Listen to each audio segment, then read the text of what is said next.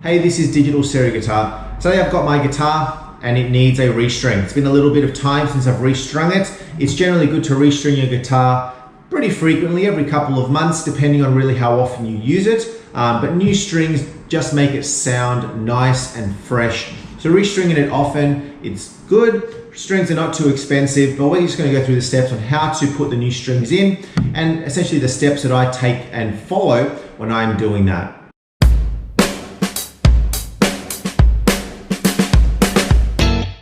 All right, so the first thing that we want to do is we want to obviously remove the old strings. So the old strings are still on here. They've been on here for a little bit of time and we need to remove the old strings. So we're just going to do that very, very quickly. And what I do is firstly start to loosen some of the strings. So it really depends on if you've got an electric or an acoustic guitar, but you've got certain components of the guitar that have been held in place because of the guitar strings or the tension of the guitar strings. If I was to remove all of these strings, then these two pieces right here on the big body of the guitar essentially come loose and they fall off. What I like to do is I like to do it in stages, right? Well, I will remove 5 strings and leave one on there to keep the tension of these in place, and then put maybe one of the new strings in before I remove the last old string and then continue the process from there. So what I'm going to do is I'm going to essentially loosen these strings. I'm going to leave my very top string, which is the low E string, leave it tensioned up, but then loosen all of my other strings. Now you can assist this process by buying one of these to be able to enable the strings to be loosened and tightened with much more ease. Rather than physically just going like that with my finger, I can just go like that and spin it around and I can do it much, much quicker.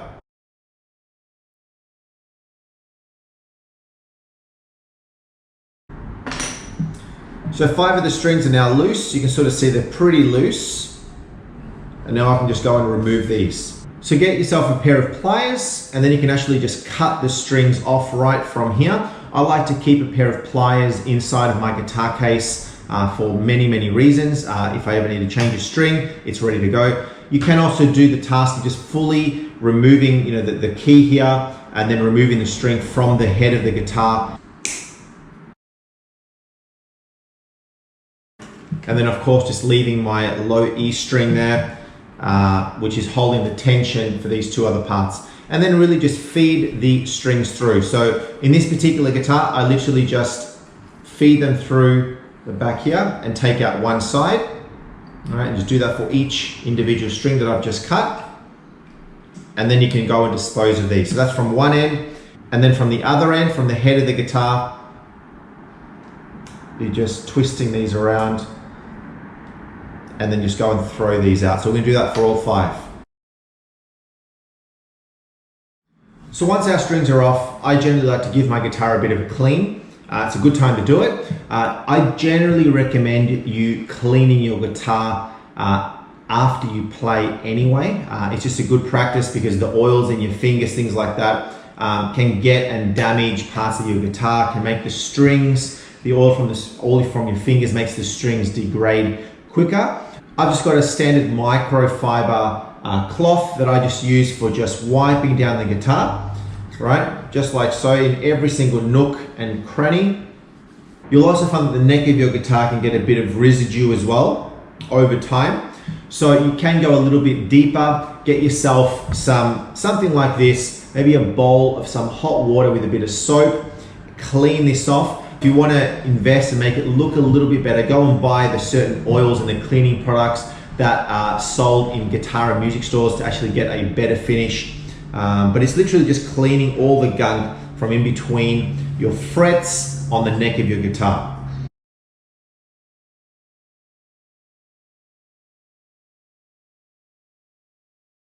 Finish giving the guitar a basic clean. As I said, it's generally good practice that when you finish playing a guitar, giving it a bit of a wipe just to clean it up is going to keep your guitar looking fresher for longer and you're going to get better life out of your strings. But either way, once you've removed that, you've obviously got to go and get yourself some new strings. Now, the gauge of the strings really depends on you, on the player, and also could be just a basic preference issue around the feeling of your fingers compared to the thickness of the strings themselves. So strings come in various gauges. These are D'Addario strings, strings that I've used many times. There's a lot of other brands of strings, so these aren't necessarily the best. They're pretty good, and I've found them to be very, very helpful. I generally buy these in groups of 10, like a 10 pack of strings, rather than individual, because they're going to be cheaper if you buy them in bulk. And the gauge that I like is this here. So you'll see that the gauge is on the top. These are the yellow ones, and these are called 9 to 46s. So 9 being the smallest string, the high E, and then the 46 being the lowest E. And the 9, you'll see that there is a 0.009, that is in inches. So it's a 0.009 inch diameter string and a 0.046 inch string. On the back of most of these, you'll also see the equivalents in millimeters, and as well as the tension there to sort of understand what the tension of the string will be. And each string also follows a standard color code so that you know what string is what. So these are generally a lighter gauge. They're not standard, they're slightly lighter than what the standard gauge would be, just because I like them lighter. So I like the higher end strings to be able to bend them. You've got to keep that in consideration. If you're going to be looking at bending strings, if you're doing solos and bending, you may sometimes want to go for a lighter string. If you're playing heavier sort of music, more in the rock scene, you're going to go for lower ended strings. So an example of some lower ones would be something like these. This is a 12 to 60. So if you're looking at a comparison, that is a 9 to 46. This is a 12 to 60. So they're going to be considerably thicker. And this is generally going to let you go much lower. They're also good for if you're tuning your guitar down to a drop D, even if you're tuning to a lower C or a B, or even lower depending on the style of music, you're going to want to go for thicker strings, because thinner strings, when you're tuning down, are going to be floppy, while the thicker ones will hold quite well and will not become loose when you're playing. So thicker for the for the heavier type of music, thinner depends on the style that you're playing. But it really is up to you. So I would recommend experiment with the sort of gauge of strings that you're looking at playing with. And for me, for most everyday stuff, I'm going to go for this. I've also got a separate guitar that I've got tuned with these ones for some thicker, heavier sort of music that I'm looking at playing. Okay, so because my low end E is still in place, I'm going to start with the 5th string, which is the A string. This particular one is a red string, so you're just essentially going to identify this as like a red, pinky sort of color, so I know that that is the one based on my little color coding on the back here. I know that that is my next string. This will be my 5th string. So I'm just going to feed this through, coil this one. All right, just be careful of your eyes when it does open up. Okay, there we've got the whole string. Right, now this really depends on the guitar itself. In my case, I just feed it through right here. Other guitars, you'll feed them from the back of the guitar through, but the process is very much similar. So you just need to find a space where the end of the string, the little nut bit here, will just click on and then stays hard in place so that it doesn't actually move. And when you start tuning it up, it's under tension, it will not come loose. So I'm going to just feed that through, making sure that it all lines up perfectly, and then making sure that on the nut on the side of my head here, it is actually fed into the groove. So once that's all lined up, we then feed it through. You'll see that there is a hole where the string can pass through on the 5th. Okay?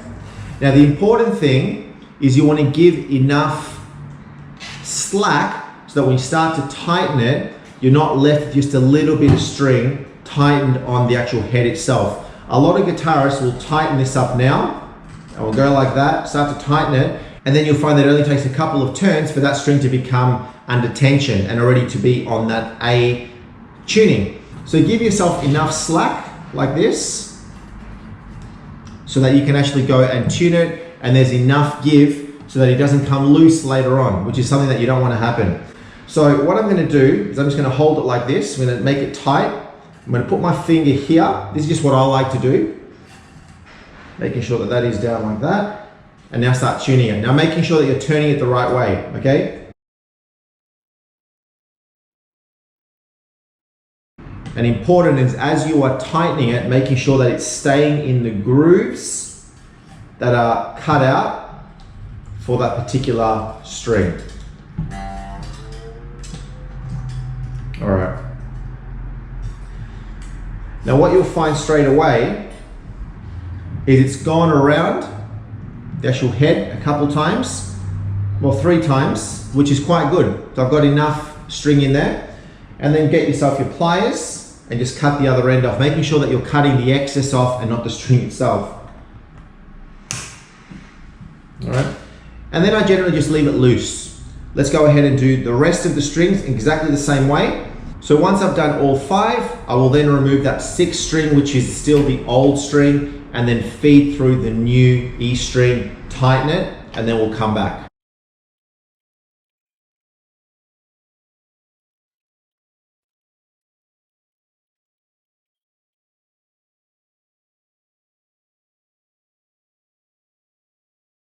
All right, so that is done. So we have now restrung the guitar, all brand new strings. It all matches well. There's enough slack on each of these strings as well. Get yourself a little tuner. This is just a standard tuner that's just battery powered. It's got one end for the lead. The other end I'm gonna run into the guitar and turn it on.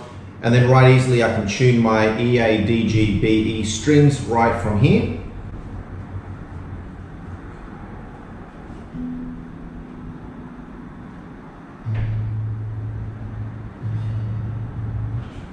Once you're in tune, repeat that process a number of times by pulling on the strings. The other thing is just grabbing the guitar and just bending your strings up like this with your fingers.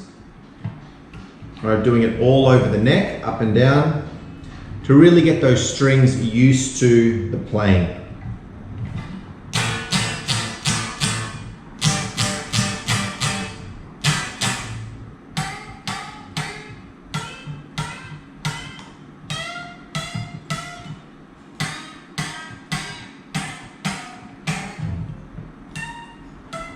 So do that all over the neck, go and repeat the process, tune again,